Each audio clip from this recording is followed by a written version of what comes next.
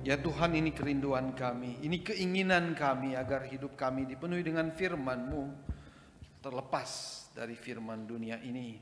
Karena Engkau adalah kebenaran, Engkau setia, Engkau tidak pernah berubah, Engkau adalah hidup kami. Beri kami hati seorang murid pada pagi hari ini ya Tuhan. Beri kami telinga seorang murid, lidah seorang murid, agar kami mau mendengarkan dan berbicara hanya firman-Mu saja. Kami semua mau mendengarkan Engkau. Di dalam nama Tuhan kami Yesus Kristus, kami sudah berdoa. Amin. Shalom, selamat pagi Bapak Ibu yang terkasih dalam Tuhan. Senang sekali kita bisa datang dan beribadah bersama-sama di tempat ini. Mari kita membuka firman Tuhan dari Nehemia pasal 8. Kita akan bacanya dari Nehemia pasal 8. Kita akan bacanya dari ayat 1 sampai ayat ke-13 saja. Saya akan bacakan dan Bapak Ibu bisa perhatikan di dalam Alkitab masing-masing. Nehemia pasal 8 ayat 1 sampai ayat yang ke-13. Ketika tiba bulan ke-7 dan orang Israel telah menetap di kota-kotanya, berkumpullah serentak seluruh rakyat di lapangan di depan pintu gerbang air. Mereka meminta kepada Ezra, ahli kitab itu, supaya ia membawa kitab Taurat Musa yang diberikan Tuhan kepada Israel. Lalu pada tanggal 1 bulan ke-7 itu, Imam Ezra membawa kitab Taurat itu ke hadapan jemaah, baik laki-laki maupun perempuan, dan setiap orang yang dapat mengerti. Ia membacakan bagian-bagian dari kitab itu menghadap lapangan di depan pintu gerbang air dari pagi sampai tengah hari di hadapan laki-laki dan perempuan serta semua orang yang dapat mengerti. Dengan penuh perhatian seluruh umat mendengarkan pembacaan kitab Taurat itu. Ezra, ahli kitab itu, berdiri di atas mimbar kayu yang dibuat untuk keperluan itu. Di sebelah kanannya berdiri Matitya, Sema, Anaya, Uria, Hilkia, dan Maaseya. Sedangkan di sebelah kirinya berdiri Pedaya, Misael, Malkia, Hasum, Hasbadana, Zakaria, dan Mesulam. Ezra membuka kitab itu di depan mata seluruh umat, karena ia berdiri lebih tinggi dari semua orang itu. Ketika ia membukanya, semua orang berdiri. Ketika Ezra memuji Tuhan, Allah yang maha besar, dan semua orang menyahut amin, amin sambil mengangkat tangan. Kemudian mereka berlutut dan sujud menyembah Tuhan dengan muka sampai ke tanah. Yesua, Bani, Serebia, Yamin, Akub, Sebetai, Hodia, Maaseya, Kelita, Azaria, Yozabat, Hanam, dan Pelaya, yang adalah orang-orang Lewi, mengajarkan Taurat kepada umat, sementara umat itu berdiri di tempatnya. Mereka membacakan kitab itu, Taurat Allah, dengan jelas dan memberi penjelasan, sehingga pembacaan itu dapat dimengerti. Lalu Nehemia, kepala daerah itu, dan Imam Ezra, ahli kitab itu, serta orang-orang Lewi yang mengajar umat itu berkata kepada mereka semua, "Hari ini kudus bagi Tuhan Allahmu, jangan berduka cita dan menangis, sebab seluruh umat menangis ketika mendengar perkataan Taurat itu." Lalu ia berkata kepada mereka, pergilah, makanlah makanan yang enak-enak dan minumlah minuman manis, serta kirimlah sebagian kepada mereka yang tidak sedia apa-apa, karena hari ini kudus bagi Tuhan kita. Jangan bersusah hati, sebab sukacita dari Tuhan itulah perlindunganmu. Orang-orang Lewi menyuruh seluruh umat supaya diam dengan berkata, tenanglah karena hari ini kudus, janganlah bersusah hati. Lalu seluruh umat pergi untuk makan dan minum, membagi-bagi makanan dan berpestaria, karena mereka mengerti segala firman yang dijelaskan kepada mereka. Sampai demikian bacaan firman Tuhan. Kita berbahagia bukan hanya mendengar dan mengerti, tapi menjadi pelaku dalam kehidupan kita setiap hari. Bapak Ibu yang terkasih di dalam Tuhan Yesus, kalau bumi ini memiliki gravitasi sehingga kita selalu jatuh ke bumi, maka hati manusia juga memiliki gravitasi, yaitu kesenangan, yaitu kebahagiaan, yaitu sukacita. Menurut Agustinus, salah seorang bapak gereja kita, manusia akan selalu kembali ke tempat di mana ia menemukan kesenangan terbesar. Kemanapun dia pergi, apapun yang dia cari adalah kesenangan, kebahagiaan, sukacita. Bapak Ibu, buat orang Kristen, sukacita tertinggi bukanlah sesamanya, bukanlah barang-barang buatannya, melainkan Kristus Yesus Tuhan kita. Nah, pada pagi hari ini kita ingin merenungkan bersama-sama bagaimana sukacita yang tetap, yang terus-menerus hadir dan menetap di dalam kehidupan kita. Sebagai orang Kristen, kita hanya punya satu pilihan supaya hidup kita itu terpuaskan, yaitu mendapatkan sukacita di dalam Yesus Kristus Tuhan kita. Mari kita melihat firman Tuhan pada pagi hari ini. Nah, Bapak Ibu yang terkasih, sebagai sedikit latar belakang peristiwa bagaimana Nehemia membangun tembok Yerusalem adalah sebuah karya yang ajaib. Ya, karena mereka melakukannya bukan tanpa tantangan, bukan tanpa rasa takut atau gentar karena ancaman-ancaman dari orang-orang sekeliling yang tidak ingin mereka membangun tembok Yerusalem. Namun kita membaca di bab-bab sebelumnya, puji Tuhan bahwa tembok itu berhasil dibangun. Meskipun pembangunan kembali tembok visi merupakan pencapaian yang signifikan, Bapak Ibu yang terkasih, hal ini bukanlah yang terutama di dalam pemulihan bangsa Israel pasca mereka kembali dari pembuangan dari tanah Babilonia. Tembok yang dibangun kembali memberikan keamanan dan stabilitas fisik, itu pasti. Tetapi pemulihan yang lebih fenomenal adalah pemulihan spiritual sebenarnya. Pemulihan rohani mereka yang mentransformasi, yang mengubah kehidupan mereka dari dalam keluar. Nah, keamanan dan stabilitas sosial yang diciptakan karena tembok yang sudah dibangun melindungi mereka dari segala ancaman dari luar merupakan prasyarat. Dalam hal ini, Bapak Ibu yang terkasih, mereka bisa berkumpul dan merasa tenang bersama-sama lalu mendengarkan firman Tuhan. Kita membaca sama-sama mereka berkumpul di depan pintu gerbang air. Itu bisa terjadi karena mereka merasa aman, karena ada tembok yang melindungi mereka semua. Nah, tanpa kestabilan fisik ini, Bapak Ibu yang terkasih, perkumpulan seperti ini mungkin tidak akan terjadi ya, karena mereka akan mencari keamanan di tempat yang aman menurut mereka ya. Tapi karena sudah dibangun, maka mereka bisa berkumpul dan kemudian mendengarkan firman Tuhan. Nah, di sini kita bisa melihat bagaimana keterkaitan sebenarnya antara pemulihan fisik dan pemulihan rohani merupakan satu kesatuan yang perlu dimiliki oleh setiap orang. Tidak ada perbedaan sebenarnya mana yang lebih penting, mana yang kurang penting. Antara jasmani dan rohani semuanya ada di dalam rencana Allah untuk memulihkan seluruh hidup kita.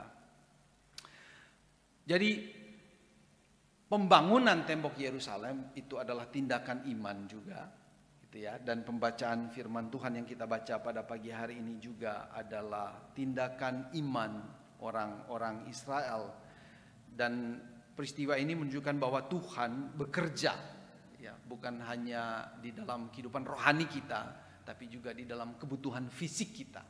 Dan oleh karena itu, Bapak Ibu yang terkasih, keinginan-keinginan kita untuk hidup sejahtera itu adalah valid, ya, itu juga rohani. Tetapi kita tidak hanya berhenti sampai di situ saja. Ketika kita berdoa minta berkat dari Tuhan, usaha saya lancar, kesehatan saya baik, keluarga saya baik, penghasilan saya lebih baik, itu adalah hal rohani. Tetapi tidak boleh berhenti sampai di situ saja. Karena kalau keadaan kita menjadi baik, maka itu berarti Tuhan mau kita bertumbuh secara rohani. Kita mengenal Tuhan kita mengenal diri kita dan semakin menyembah Dia. Oleh karena itu kalau kita berdoa minta kesejahteraan di dalam hidup kita di dunia ini, Bapak Ibu yang terkasih, ingat tujuannya bukan itu. Tujuannya adalah Tuhan sendiri, yaitu aku ingin mengenal Tuhan, aku ingin mengalami pemulihan rohani, Aku ingin mengalami keintiman relasi dengan Tuhan. Dari sanalah sebenarnya sukacita yang sejati itu mengalir. Dari Tuhanlah. Memang kalau kita mendapatkan penghasilan usaha kesehatan baik, kita juga senang ya. Tetapi itu tidak tetap ya. Yang tetap adalah kesenangan atau sukacita di dalam Tuhan.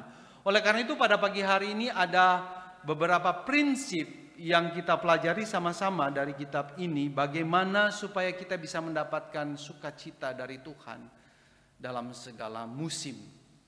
Prinsip yang pertama, Bapak Ibu yang terkasih, kalau kita membaca dalam Alkitab kita pada pagi hari ini, yaitu kerinduan rohani. Inisiatif untuk menikmati firman Tuhan, untuk mempelajari firman Tuhan. Sangat signifikan bahwa inisiatif untuk membaca Taurat datang dari umat sendiri. Kalau kita membaca tadi ya, mereka yang minta supaya Imam Ezra itu membawa kitab Taurat Musa untuk dibacakan kepada mereka. Permintaan ini adalah bukti adanya kelaparan rohani yang mendalam dan kerinduan untuk kembali kepada firman Tuhan dari jemaah orang Israel. Kerinduan ini tidak muncul kebetulan atau hasil dari pekerjaan manusia belaka, tetapi ini adalah pekerjaan Roh Kudus. Saya yakin itu, ya. Karena manusia tidak dengan otomatis ingin membaca firman Tuhan, apalagi hukum-hukum Taurat. Ya, kalau kita membaca kitab Imamat, kita langsung bosan. Apakah artinya ini? Tapi mereka membaca kitab-kitab seperti itu pada waktu itu. Dan itu menunjukkan bahwa itu bukan hanya keinginan mereka, tapi keinginan Roh Kudus. Dan dalam hal ini mereka mengikuti apa yang Tuhan inginkan dan yang mereka inginkan. Kita perhatikan bersama-sama, Bapak Ibu yang terkasih, bahwa di dalam bacaan kita pada pagi hari ini, jemaah Israel itu sangat menghormati Taurat Musa. Dilihat dari mana? Karena ketika dibaca mereka berdiri, mereka sujud, mereka berdiri. Itu menunjukkan bahwa mereka sungguh-sungguh melihat bahwa Taurat Musa itu adalah firman Tuhan. Bukan hanya tulisan Musa, tetapi benar-benar adalah firman Tuhan. Dan oleh karena itu mereka memberikan penghormatan tertinggi. Dan saya pikir itu jugalah yang membuat mereka ingin membaca. Mereka berinisiatif untuk membacanya. Nah Bapak Ibu, dalam kehidupan kita setiap hari, kita perlu terus menjaga persepsi yang benar bahwa Alkitab ini adalah firman Tuhan. Bukan hanya firman manusia belaka. Dan oleh karena itu isinya pasti memberikan berkat kepada kita. Dan oleh karena itu kita harus menginginkannya. Saya tahu ada waktu-waktu tertentu di mana kita begitu menginginkan baca firman Tuhan. Tapi di sisi lain kita tidak selalu menuruti keinginan itu. Kenapa? Karena kita merasa ada urusan lain yang lebih penting. Ada urusan yang lain yang lebih darurat. Entah urusan keluarga lah, entah urusan pekerjaan lah, entah jadwal ini, entah meeting itu. Sehingga pagi hari yang harusnya kita mulai dengan baca firman Tuhan misalnya, pikiran kita langsung menuju kepada bisnis harian kita, tapi tidak kepada firman Tuhan. Dan di sini sebenarnya, walaupun kita punya keinginan, kita seringkali nggak baca firman Tuhan. Oleh karena itu perlu intensionalitas. Kita perlu dengan sengaja, saya mau komit untuk membaca firman Tuhan. Entah pagi, entah malam, entah siang. Saya harus memberikan waktu untuk membaca firman Tuhan. Jadi di satu sisi Roh Kudus mendorong kita, tapi di sisi lain kita pun harus mendorong diri kita untuk membacanya. Jadi ada kerjasama antara kekuatan Roh Kudus yang membuat kita ingin, tapi kita harus mendorong fisik kita ini, pikiran kita ini untuk berfokus kepada firman Tuhan sehingga kita membaca secara intensional. Ini prinsip yang pertama Bapak Ibu yang terkasih. Jadi ada inisiatif dari kita harus membaca firman Tuhan untuk mengalami sukacita itu. Prinsip yang kedua yang kita baca pada pagi hari ini adalah sarana eksternal, yaitu pengajar. Dan di sini kita melihat Ezra tidak sendirian bekerja untuk membaca atau mengajar. Kita membaca di ayat ke-9, ayat ke-8, ada nama-nama orang Levi yang membantu dia untuk mengajar. Ya, di ayat 8 ada nama-nama di sana. Ya, kita membaca tadi nama-nama, lalu kemudian dikatakan yang adalah orang-orang Lewi mengajarkan Taurat kepada umat, sementara umat itu berdiri di tempatnya. Jadi ada orang yang mengajarkan, memberikan pemahaman kepada mereka setiap kata, makna, maksud dari Taurat Musa itu. Ini menunjukkan betapa pentingnya sarana dari luar diri kita, seperti khotbah pada hari Minggu atau di dalam persekutuan kita perlu ada seorang yang mengajar dan kita perlu mendengarkan dan belajar. Dan di zaman sekarang ini sebenarnya Bapak Ibu yang terkasih, kita banyak pengajar-pengajar lain. Dari YouTube begitu banyak rekaman khotbah atau pengajaran-pengajaran tentang firman Tuhan dari berbagai penjuru dunia. Ya kan, belum termasuk aplikasi-aplikasi Alkitab yang berisi cukup lengkap.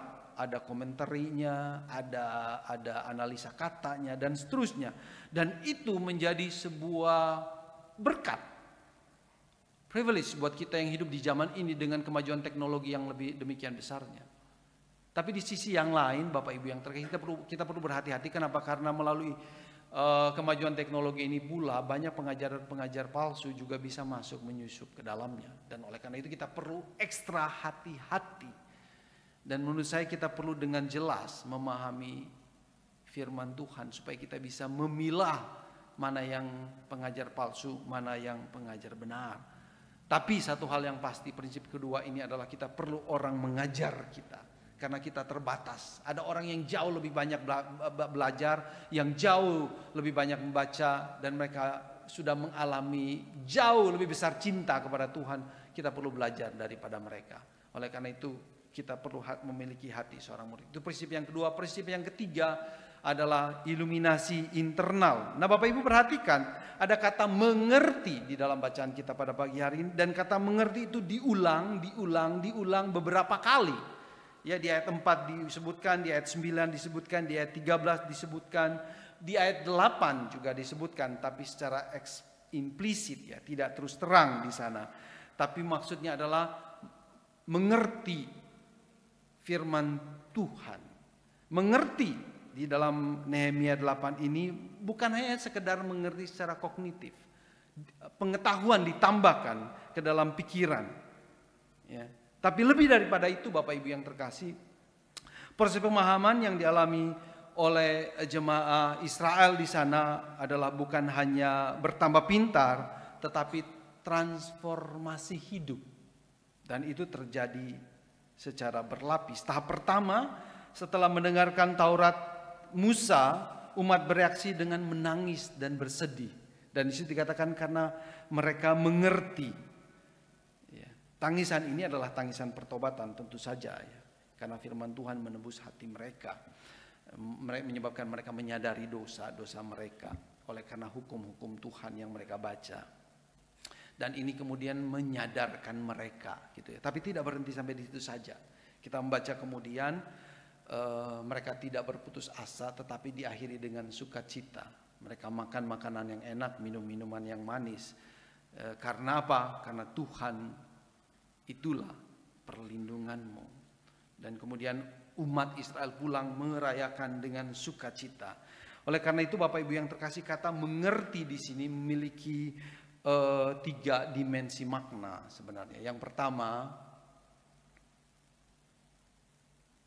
mereka menerima secara akal, pikiran mereka. Ya, dalam hari ini orang Lewi mengajarkan mereka, jadi pikiran mereka itu diisi oleh kebenaran firman Tuhan. Nah, dalam hal ini Taurat Musa, Bapak Ibu yang terkasih, itu berisi peraturan-peraturan, hukum-hukum bagaimana mereka harus hidup. Apa yang harus mereka lakukan, apa yang jangan mereka lakukan. Contohnya 10 perintah Allah, ya. Jangan begitu, jangan berzina, jangan bersaksi dusta, jangan mencuri, hormati orang tuamu, ya, menyembah kepada Allah yang satu. Kalau kamu melanggarnya, kamu akan dihukum. Ya, jelas hukum Taurat Musa mengatakan demikian. Lalu untuk pengampunannya gimana? Kalau kamu sudah berdosa gimana? Ya, kamu harus datang dan beribadah membawa korban bakaran untuk pengampunan dosamu. Nah, menarik Bapak Ibu yang terkasih, Roma 3 ayat 20. Ya, kita bisa membukanya. Roma 3 ayat 20 berkata demikian. Sebab tidak seorang pun yang dapat dibenarkan di hadapan Allah karena melakukan hukum Taurat. Karena justru oleh hukum Taurat orang mengenal dosa. Jadi dengan penerimaan akal ini, seseorang itu jadi mengerti sebenarnya dia itu tidak mampu taat kepada semua hukum secara sempurna. Justru karena pemahaman inilah mereka menyadari mereka orang lemah dan berdosa. Jadi hukum Musa ini mengungkapkan bahwa orang-orang Israel itu tidak mampu untuk taat. Dan oleh karena itu mereka butuh pertolongan dari Tuhan. Dan inilah yang menyebabkan kesadaran rohani, hati mereka menyadari. Jadi apa yang mereka ketahui bahwa hukum ini terlampau sempurna dan aku nggak bisa taat kepadanya, sehingga menimbulkan banyak dosa, dan itu menyadarkan hati mereka. Sadar dosa itu bukan masalah pengetahuan, tapi masalah hati sebenarnya ya. Masalah hati. Dan itu berarti sejak mulanya Roh Kudus sudah bekerja, dan ketika kita menyadari dosa, Roh Kudus juga bekerja menyadarkan kita bahwa kita orang berdosa, meyakinkan kita. Bukan hanya sadar tapi yakinkan kita bahwa kita ini orang berdosa. Banyak hal yang membuat kita sedih dalam hidup ini, Bapak Ibu yang terkasih. Banyak hal. Ya. Yang paling jelas adalah kematian membuat kita bersedih.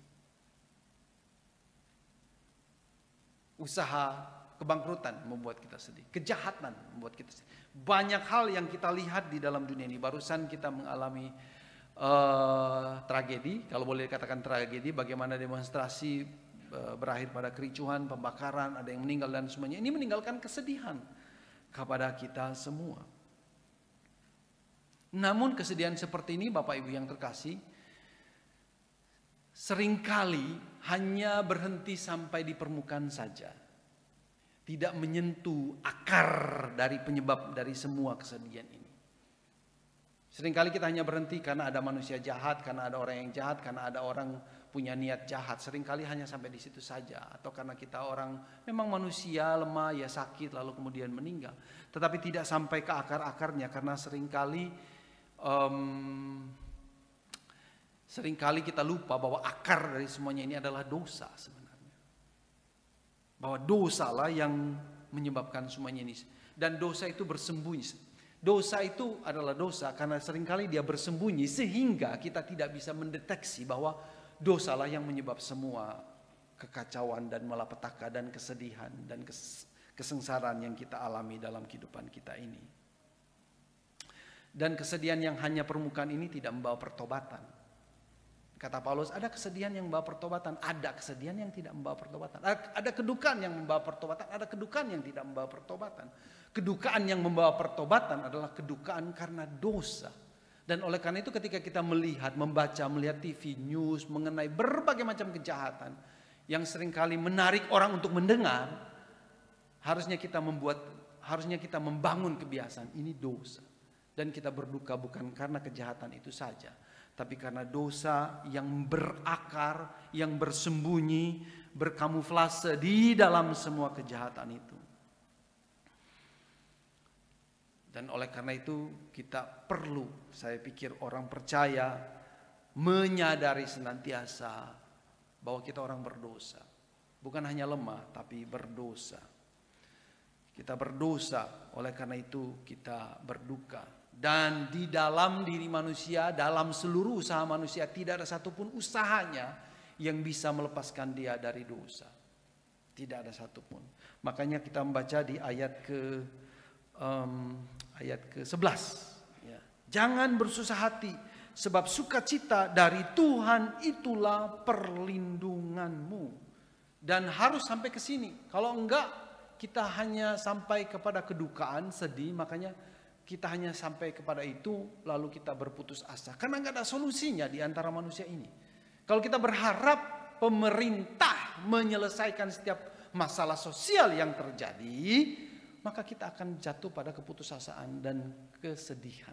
Karena kita tahu bahwa tidak ada yang bisa.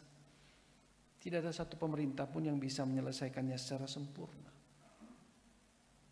Begitu juga dengan kehidupan kita. Oleh karena itu, transformasi hidup hanya bisa terjadi ketika kita kembali kepada Tuhan. Sukacita dari Tuhan itulah perlindunganmu. Sukacita dari Tuhanlah yang membuat kita mengalami transformasi. Keadaan baik kita bisa berubah-ubah. Keadaan baik kita bisa berubah-ubah. Hari ini kita bisa mendapatkan keuntungan banyak. Besok mungkin bisa rugi. Hari ini kita sehat dan kuat. Kapan-kapan mungkin kita bisa sakit. Dan ini bisa naik turun. Dan kalau kita meletakkan sukacita kita pada itu semua kemampuan kita sebagai manusia, maka kita akan bersedih lagi satu hari nanti. Dan sangat bersedih. Bahkan berputus asa.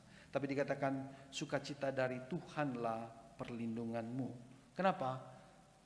Karena Tuhan memberikan Yesus Kristus kepada kita.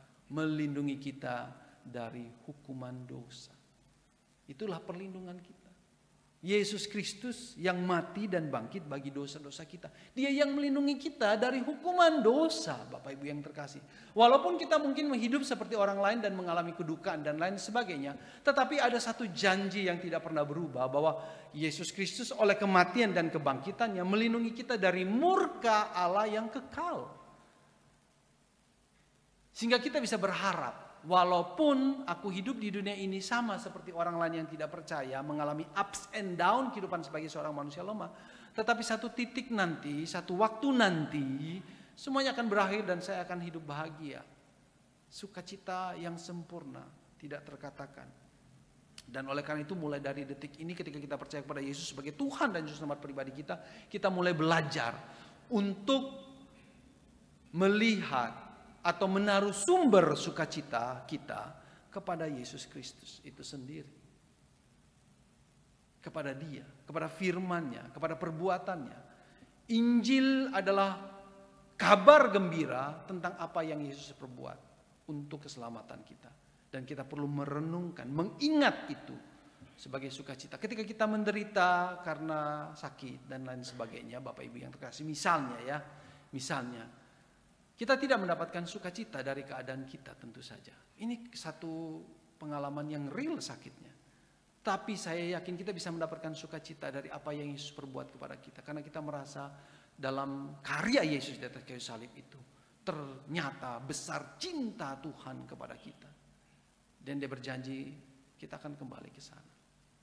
Itu harapan kita, itu sukacita, sumber sukacita yang kekal. Sakit itu real, penderitaan itu real, tapi ada sumber sukacita yang real pula yang dibawa oleh Yesus Kristus kepada kita. Ada sebuah kisah yang mungkin bisa mirip dengan kisah-kisah kita dalam kehidupan kita. Katakanlah misalnya namanya Musa saja gitu ya. Dia adalah seorang yang tangguh, anak sulung di dalam keluarganya. Dia kemudian menjadi tulang punggung di dalam keluarganya. Sebagai anak tertua, ia terbiasa menyelesaikan semua masalah, menanggung semua masalah. Ya, baik untuk orang tuanya maupun untuk adik-adiknya. Dan kebiasaan ini, pola ini terus ia bawa, bukan hanya dalam kehidupan hariannya di luar gereja, tapi juga dalam kehidupan rohaninya dia bawa kebiasaan ini. Ia percaya kepada Tuhan, tetapi ia hidup seolah-olah tanggung jawabnya adalah untuk menyelamatkan dirinya, untuk menyelamatkan keluarganya, menyelamatkan orang-orang di sekelilingnya. Doanya kepada Tuhan adalah minta, Tuhan tolong aku, Tuhan bantu aku, penuhi aku dengan ini, tambahkan aku ini. Jadi dia berdoa sama seperti seorang manajer, minta kepada anak buahnya atau stafnya untuk memenuhi kebutuhannya. Rasa amannya dibangun atas kontrol kemampuannya untuk memperbaiki segala sesuatu, untuk menyelesaikan segala masalah yang ada di sekelilingnya. Kalau dia bisa menyelesaikan masalah yang sekelilingnya, dia merasa semakin kuat.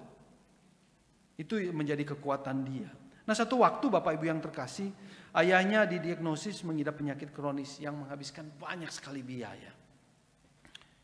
Banyak sekali biaya. Dan dia kewalahan untuk menanggung semua usahanya. Dia sudah memberikan segalanya. Dia sudah berusaha semampunya. Waktunya, tenaganya, dananya. Dia berusaha agar situasi yang gak nyaman itu dapat dikendalikan dan bisa diperbaiki. Tapi ternyata tidak membuahkan hasil.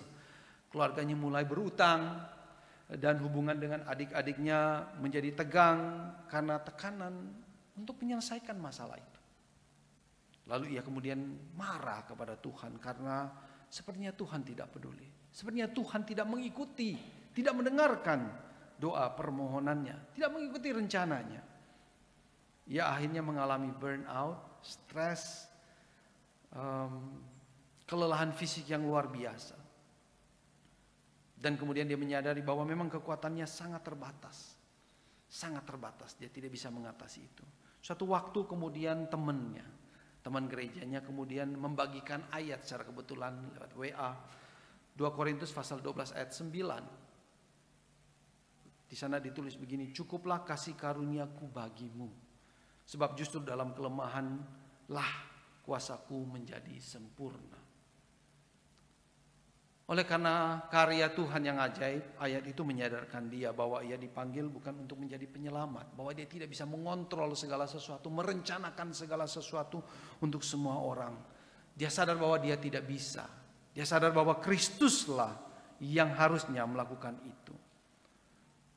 Dan kemudian dia belajar dengan berpegang pada Yesus Kristus untuk melepaskan kontrol, untuk melepaskan kuasa bahwa dia bisa mengatur semuanya, menyelesaikan semuanya menurut cara dia.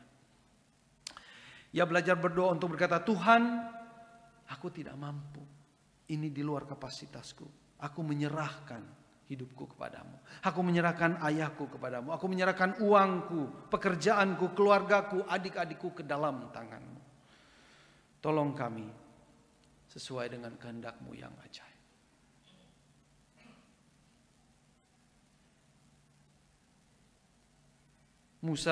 Pak Musa ini kemudian belajar untuk melakukan bagiannya dengan setia. Ia bekerja, ia melayani, tetapi dengan hati yang berserah kepada Tuhan. Bukan ingin mengontrol, bukan rencananya, bukan kekuatannya, tapi berserah, mempercayai kedaulatan dan penyediaan Tuhan di dalam kehidupannya. Kelemahan dan keterbatasannya justru menjadi ruang di mana kuasa Allah itu mulai bekerja. Mulai bekerja di dalam kehidupannya. Dalam pelayanannya dia merasa lebih rileks. Dalam pelayanannya dia merasa lebih damai. Di dalam mengurus papanya yang sakit dia merasa lebih tenang. Kenapa? Karena dia sudah menyerahkan semuanya ke dalam tangan Tuhan. Dia kemudian mulai mengalami sukacita itu. Sukacita bukan karena suasana atau situasinya menjadi baik. Tetapi karena dia sudah menyerahkan hidupnya, kekhawatirannya, masalahnya ke dalam tangan Tuhan. Nah, Bapak Ibu yang terkasih di dalam Tuhan Yesus, ini panggilan kita. Ketika kita membaca firman Tuhan, kita harus sampai ke titik ini. Itulah berkat yang Tuhan inginkan kita terima. Sebagai kesimpulan ada 4 prinsip agar kita mengalami sukacita yang tepat, dan ini adalah lingkaran yang terus berlanjut, tidak akan terputus. Memberikan suatu ketagihan yang kudus kepada kita. Kerinduan, kita mulai dari sebuah kerinduan. Dengan sengaja kita mau membaca firman Tuhan. Kita mencari penjelasan yang lebih lengkap dari orang lain, dari guru, dari hamba Tuhan, guru Injil, pendeta, internet banyak sekali, aplikasi. Lalu Roh Kudus bekerja di dalam diri kita untuk memberikan kita pengertian, menyadarkan kita dari kepala masuk ke dalam hati, lalu kemudian membuat kita berbalik dari hidup kita yang salah. Dan kemudian kita mengalami sukacita yang dari Tuhan. Dan sukacita ini mendorong kita untuk kembali membaca firman Tuhan. Dan begitu seterusnya. Dan saya pikir inilah jurusnya, inilah rumusnya, inilah jalurnya. Bagaimana kita bisa mengalami sukacita oleh karena kebenaran firman, oleh karena firman Tuhan. Allah yang berbicara kepada kita, bukan manusia. Kalau manusia berbicara kepada kita, dia bisa salah. Hari ini dia bilang A, besok dia bisa bilang B, tergantung situasinya. Tapi Allah enggak. Kalau dia bilang Engkau akan kuberkati, dia akan berkat dengan caranya yang ajaib. Mari kita tundukkan kepala kita berdoa.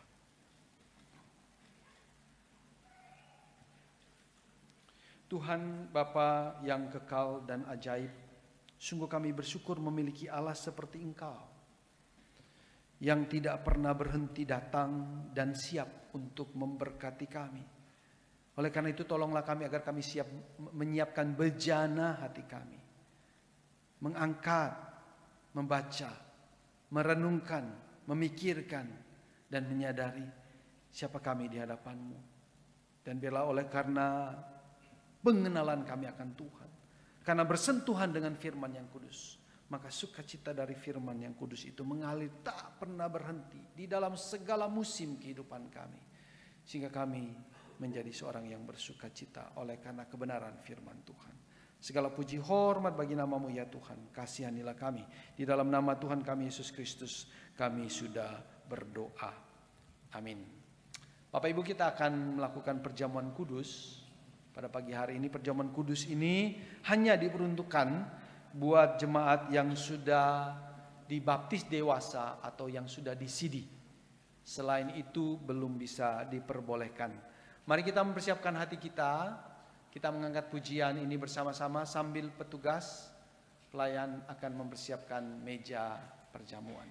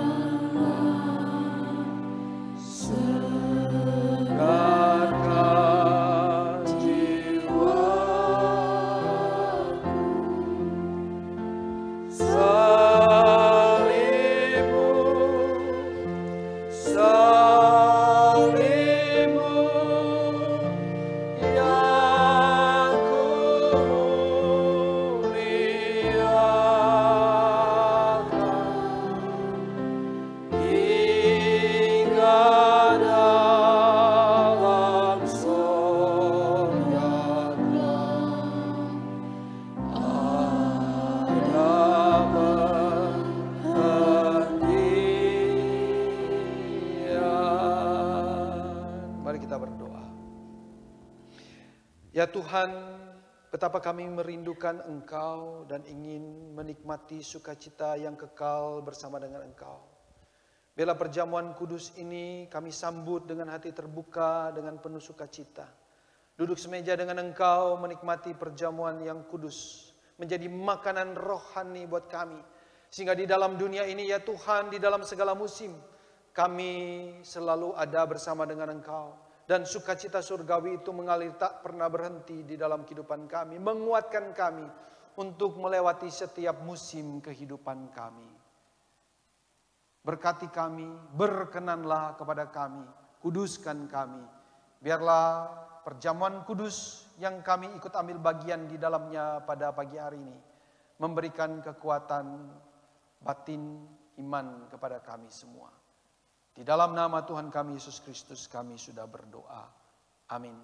Nah Bapak Ibu yang terkasih di dalam Tuhan Yesus, pada malam sebelum Yesus menderita sengsara, ia berkumpul dengan murid-muridnya.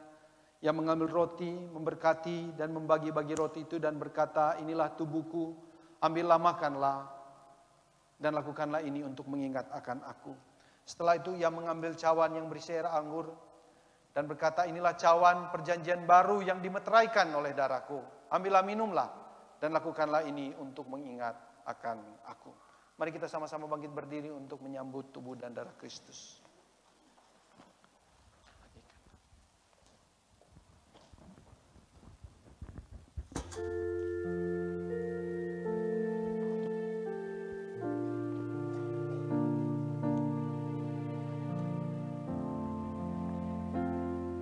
Yang sudah menerima Silakan duduk kembali.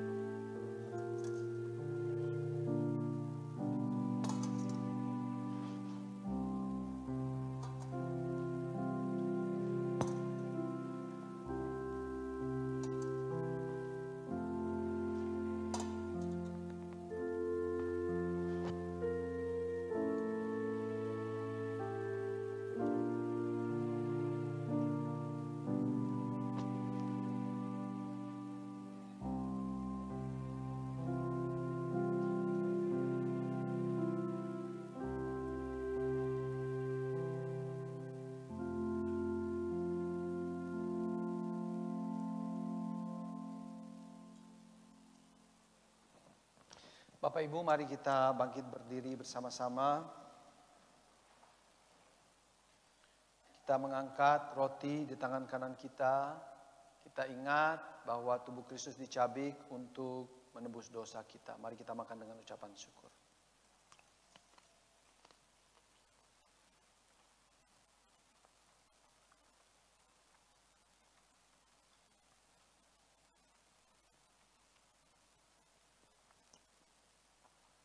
Kita angkat cawan di tangan kanan kita, kita ingat darah Kristus ditumpahkan untuk pembersihan dosa-dosa kita. Mari kita minum dengan ucapan syukur.